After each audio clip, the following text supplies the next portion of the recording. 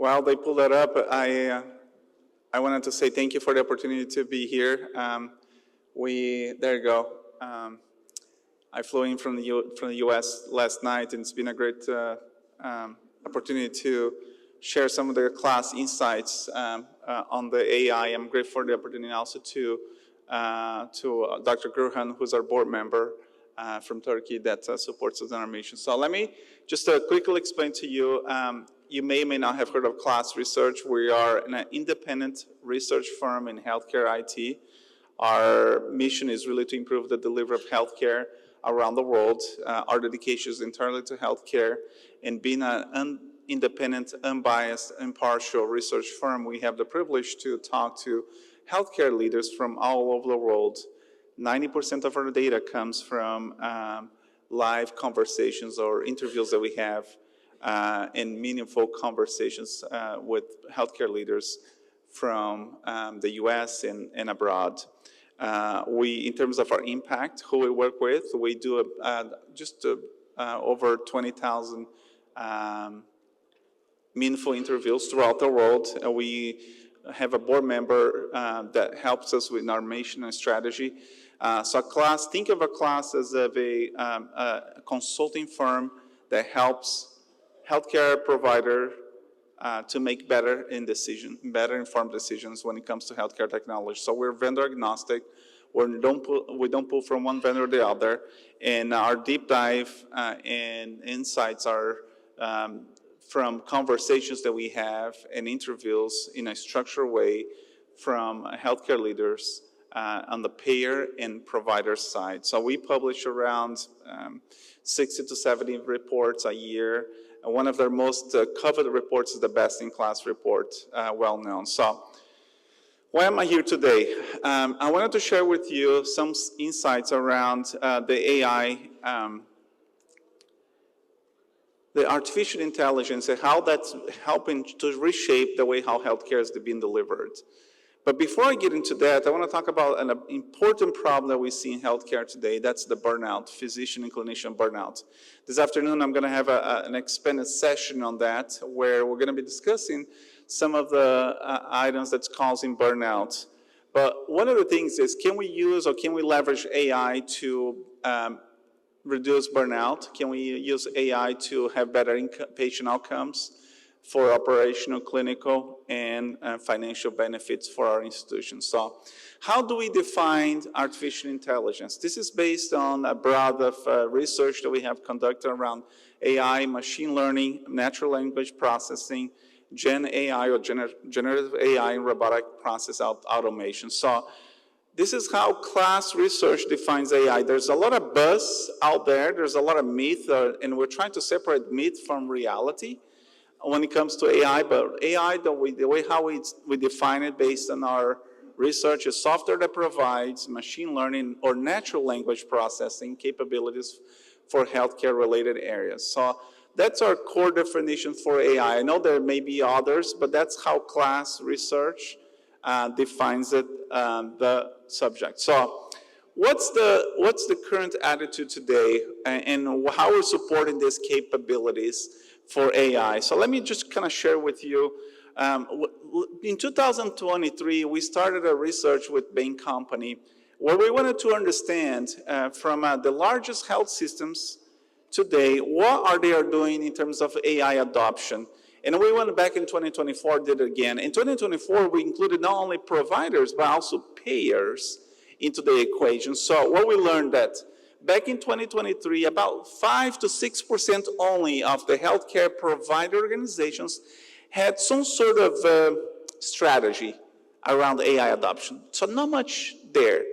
Now, fast forward 12 months later, we saw that number triple from 5 to 6% to 15%, that they have a solid, in-place AI strategy at their organization. So this is on the provider side. So the health systems, hospitals, and clinics, they are adopting some sort of AI tools or technology or solutions to improve patient outcomes. Now, on the payer side, I don't have 2023 data, but payers on the first year of the research shows that they're about a quarter there, so to about 24% of having an established AI strategy within their institutions. So what does that mean for AI and machine learning connections? So in terms of what, this is about 300 organizations that have participated with us.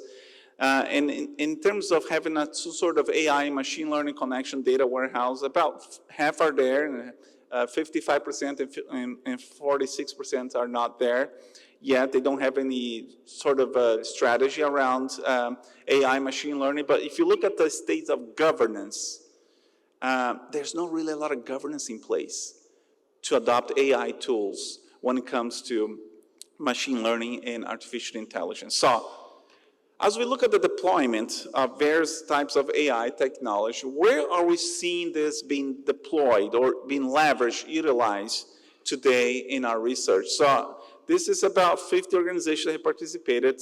We are seeing some, this is for data science platform adoption. So the percentage that we see here are saying, hey, we're still looking at the evolution of AI. It's something that's, it's here.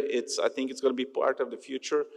But we don't see a lot of many IT solutions that come with built AI capabilities. So only about 37 that really have, they don't have really a formal strategy around AI. 2/3 are using some sort of AI data science solutions today. So as we look at the Gen AI adoption, it's even lower. So we're not really seeing it because some organizations have not budget for it. Others are, it's really affecting their bottom line because of the high cost, and there's a lot of concerns over patient safety as well. And most organizations are looking to really have a pilot around Gen AI to clinical space to really support on the clinical decision with their medical staff. So there's a lot of uncertainty today in the market around artificial intelligence and generative AI adoption. So as we look at the use cases that we're seeing it, what's today being used to help healthcare organizations to improve patient outcomes? So the number one use case that we see is around disease management and prediction. That's where we have been able to validate use cases. And again, I'm here to dispel any myth from reality around AI. There's a lot of buzz, a lot of things. We do AI, and we're trying to really validate it and have an agnostic approach.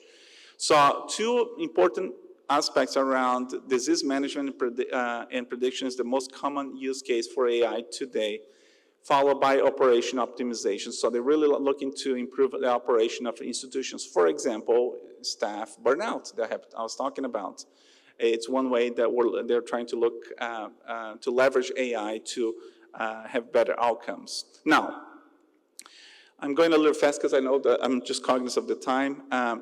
Let's look at the adoption of predictive analytics for business functions and AI. So virtually the same. Clinical workflows and revenue cycles. So if you are a private organization, that's very important to you to have a revenue cycle management system that will allow you to, with claim denials, for example. Population health, HR and recruitment, supply chain are more on the adoption of predictive analytics. Now, on the AI front, it's virtually the same, but you do have a supply chain management there supporting you with that. So on the use case, we have been able to validate it. So what's next for artificial intelligence? Now, what's the outlook for us to be able to leverage AI technology to improve the quality of care on the short term and on the long term? So as we look, the operation optimization and disease management continue to be some of the target areas for future development of AI. Now, deploying generative AI specifically really we're looking more for clinician documentation and workflow automation. So this is where organizations are focusing today. There's a lot of hype, enthusiasm, and excitement over AI, Gen AI, but organizations are not quite there yet to take the next steps. It's very limited. We're watching the early adopters before they take the next steps. So we've been talking about the development, what's driving innovation and adoption of AI. But with that, it comes to with a cost or a price. what are some of the challenges and barriers that stand in the way, some of the blocks that we see in leveraging or adopting AI in our healthcare ecosystem today. So let's talk about the excitement first. What are people, organizations excited over AI? First is because of operation efficiency. So there's an increase of operation efficiency there. You're looking for better patient outcomes, reduce cost, and really reduce the burnout, the FTE burnout that I was talking to earlier when I opened my statements. So those are some of the exciting things about AI and the adoption of new technology to improve patient outcomes, increase efficiencies, reduce cost, and reduce burnout. Now, that comes with some concerns. Some of them is around data privacy and security.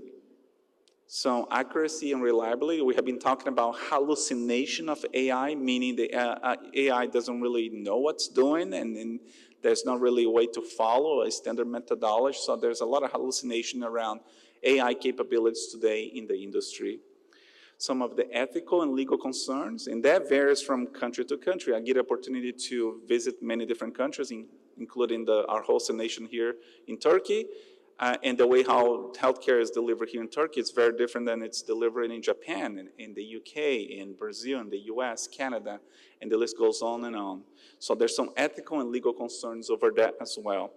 And also, it's the high cost to adopt. If you really wanted to use an AI tool that's been developed, tested, there comes a cost as well. Now, as we look at the payers and providers and some of the constraints and barriers to adopt AI, if we look at what's really important for payers and providers, we see regulatory and legal considerations, resource constraints, accurate safety, and hallucinations that I was talking earlier, not really understanding what the AI tool is providing. The lack of technical expertise. We still don't have a lot of talent in the industry today that understands how AI technology can be leveraged to improve patient outcomes and operation efficiency, and really having the access to the data and quality. What's more important for providers? It's really the lack of transparency of AI models. A lot of healthcare leaders don't really understand. There's not a lot of transparency in there, and there's no clear benefits of investing in such technology. So as we look at what's more important for payers is cybersecurity. It's an important thing that the payers are looking at, and bias and equity concerns for AI. So these are some of the quotes before I conclude that I want to share some of the healthcare leaders that we spoke with. We do not share their names. We protect their identity, but we share their titles. So not having adequate resources, not working collaboratively, stand in the way for organization reaching our operation goals. In other words, some entities are rowing in different directions. So that's one of the things that we see it. One challenge in addressing our goals is competing priorities. Everything's important, therefore everything moves slowly when it comes to adopting AI technology. And what's really keeping us from achieving our goals is really just trying to do too many things at once. So, with that being said, I wanted to just challenge each one of us as we adopt AI tools in our institutions that we may be able to understand the patient outcomes that will improve efficiency while reducing costs. So I hope that presentation was good insights to kind of pave the way for our panelists here to discuss the ways how AI is being leveraged. Thank you.